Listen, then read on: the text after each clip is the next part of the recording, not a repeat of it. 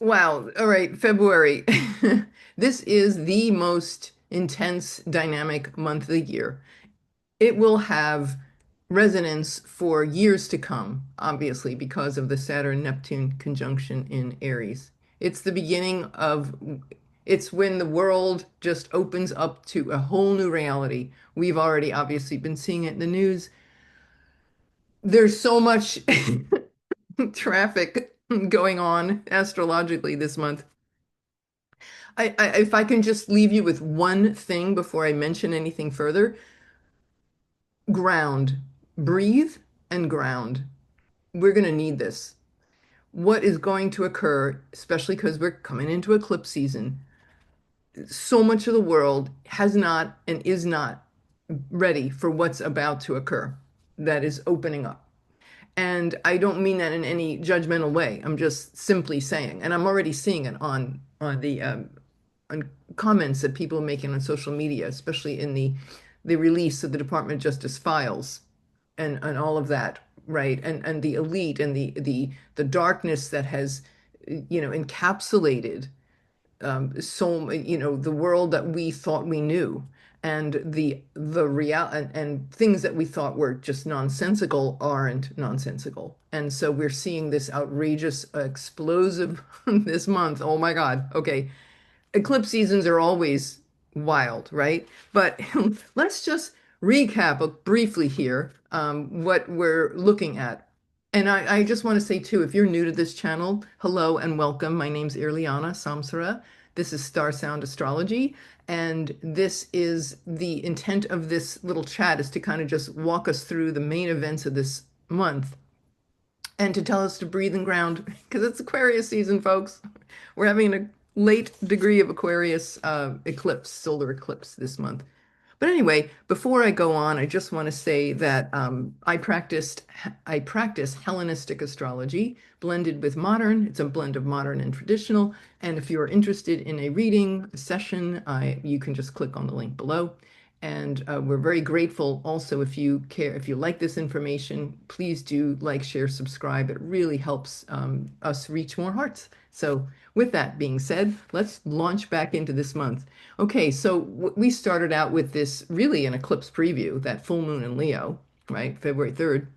Then, shortly after, just a few days ago, Uranus stationed direct in Taurus, late degree Taurus. This is the final time we're ever going to see this in our lifetimes. Uranus in Taurus. It will not come back for about another 81 years. So there you go. What has caused outrageous weather events? Well, whenever Uranus goes, stations retrograde and stations direct, I've always noticed that weather gets crazy. And we obviously, for the last 8 years with Uranus and Taurus, it has been a cosmic reminder of what are we doing to the Earth and the outrageous, intense literally earth-shattering kind of, volcanoes, earthquakes, everything of that nature. When Uranus stations this time, though, we had that record ice storm that covered the northeast and southern portion all the way the eastern half of the United States. And we also had record-breaking temperatures, historic temperatures in Florida. Just so you always just, tip here, always watch when Uranus goes retrograde a few weeks before and it stations and a few weeks after, and then when it stations direct, because you're always going to see wild weather. Last year, when it's stationed direct, we had the LA fires. Yeah, so it's just a thing, right? So we saw that in the United States. We saw these extreme weather in other parts of the world. In Florida, it snowed 6 to 8 inches on the Panhandle. Once, about maybe 40 years ago, there was a dusting of a couple of inches, or sometimes there's a dusting, and that's like a big whoop. But 6 to 8 inches. I mean, you can go on YouTube and see these little pictures. It's outrageous. It's like, okay, palm trees and snow. Welcome to Uranus and Taurus and the late degree stationing direct. Anyway, so yeah, look at extreme weather events, if nothing else. So we have Uranus, the full moon, which was an eclipse preview, which happened right near Trump's Pluto. No surprise, right? Then we have Uranus station direct. So we're coming out of that long, about 5 months of it being retrograde. Then we have Saturn into Aries on the 13th of February, 0 degrees of Aries. I've been saying Happy Valentine's Day, everybody. Welcome to the age of self-sovereignty. This is what you always wanted. Saturn into Aries. And then right after that, it's almost like, can I say, years ago, I remember I was going through these heavy, heavy Pluto transits. I mean, just god awful, right? And my dear astrologer brother friend Andrew, he looked at my chart and he we were talking for a while, and he calls me back. I was in the deepest heart, most horrible part of it, and he calls me back and he goes, I'm looking at your chart and it's like as if, and this is kind of what we're seeing this month in February, so I'm just preparing you. He said it's like you were standing in the boxing ring and like Floyd Merriweather came up and like punched the heck out of you. And then you fell down and then Muhammad Ali stepped into the ring and he picked you around. And then he left and then, George Foreman came in and so it's like, and I said, "Oh, totally, like being thrown against the ropes."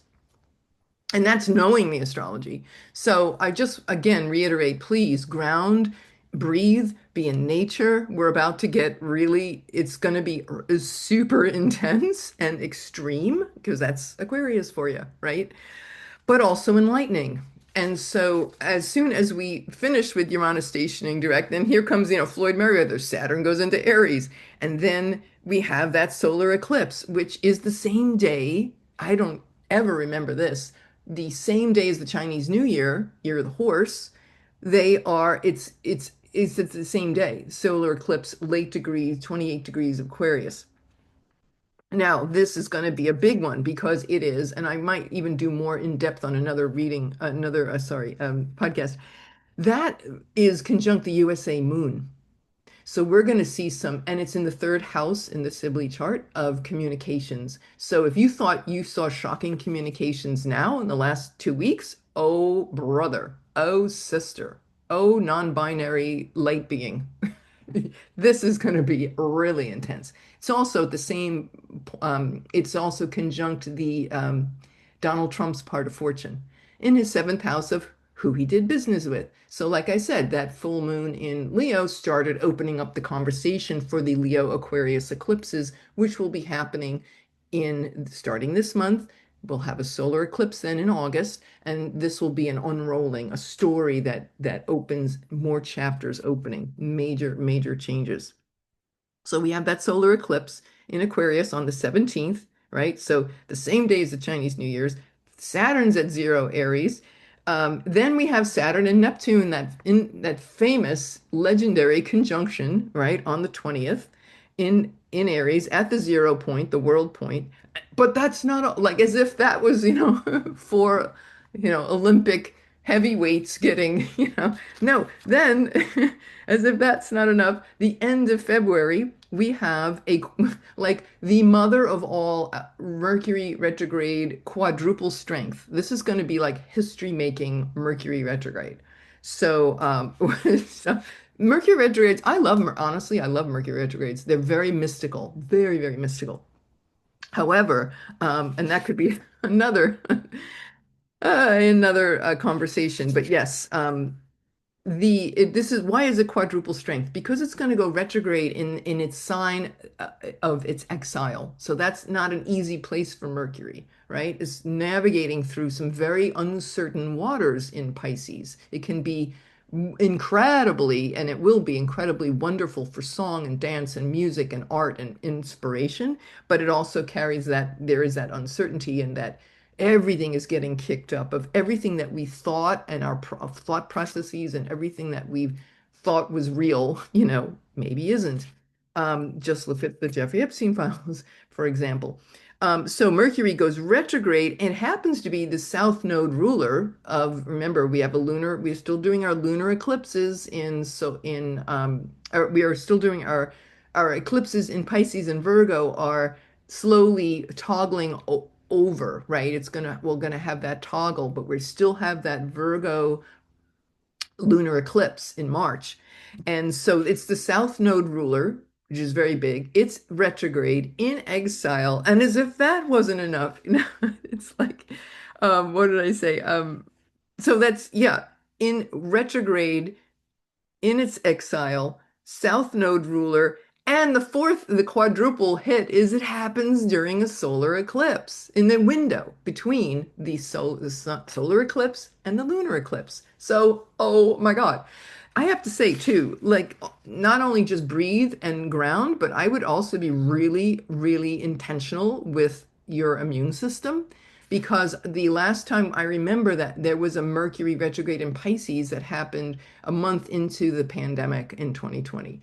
That's when things really got, and people have been talking about this, I don't know, is it called Nipah virus or something? And so I would just say be very, very intentional with your immune system. Mercury governs the lungs. Let's be, Pisces can be infections and such, and things that happen out of nowhere. So just being really, when I say out of nowhere, uncertainty, and it can be about infections and things of that nature. And Neptune ruled with Pisces, it's just uncertain and can be loosey-goosey. And the way how fast COVID spread. I'm not saying there's going to be another COVID, but I'm just saying be really intentional with your immune system.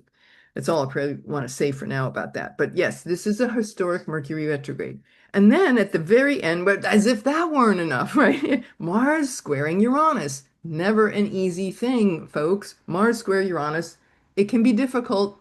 There is liberation and understanding that wants to occur, but it can really, you know, whack us on like a 2x4 in the head. So Mars square Uranus, and literally too, accidents.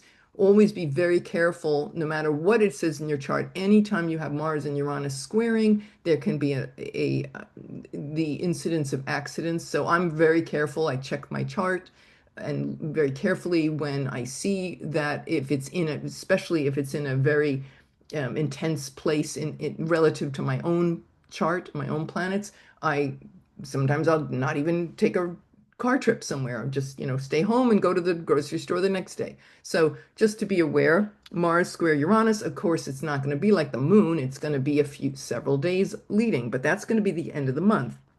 And the last thing I want to say is the end of the month, Mars is going to translate the solar eclipse point. So, we've got this huge stellium in Aquarius, right? Everyone, like I said in the last video, everybody lined up, the sun and the moon and thinking Mercury and Venus and everything, came up with Pluto, very, very purgative, explosive, secrets being revealed. Obviously, we see this so strongly in the collective, and this intense shakedown. And now the solar eclipse happening in the sign at 28 Aquarius, Mars will come along to that point at the end of the month. It'll be about 10 days later. It's going to be 11 days later. So by the end of the month, Mars will make that. Now, why am I bringing this up? I'm really passionate about this because I've been studying eclipses for years, and I have noticed that when Mars hits an eclipse point, and it may be like 2 years later, if Mars goes retrograde, it doesn't happen right away. It's something, it's like time to move, whatever the promise was of that eclipse, time to move into action. Let's move, let's go. And so this is going to happen very, very quickly for us this month because it's only 11 days. Sometimes it's months. In the case of with Leo Aquarius eclipses, what did we see? The child abuse, SA, of the Vatican and all of that, and the Boy Scouts of America, all of that came up very intensely 9 years ago when we had the South Node in Aquarius and the North Node in Leo. Now we're at the flip point. We have South Node is going to be coming into Leo and the North Node coming into Aquarius. So we are seeing another unfolding of that, obviously. We have seen it, and we're going to see a lot more. So just to be aware that when Mars comes, boom. I noticed it took 2 years from the 2017 Great American Eclipse at 28 Leo. Now we're in the opposite eclipse of that. It's 28 Aquarius. So what is going to occur? You're going to see even more information coming up about that. Um, especially with children. This is one of the loudest technology, and children are going to be the two of the loudest conversations that we are going to be having unrolling over the next year and a half with these eclipses. So when Mars hits that point, things happen. And when Mars hit that point in 2017, at 28 Leo, it didn't happen right away. Mars went retrograde, and by the time it hit that point, guess what, folks? It was August of 2019. And we all remember what happened to Jeffrey Epstein in August of 2019, right?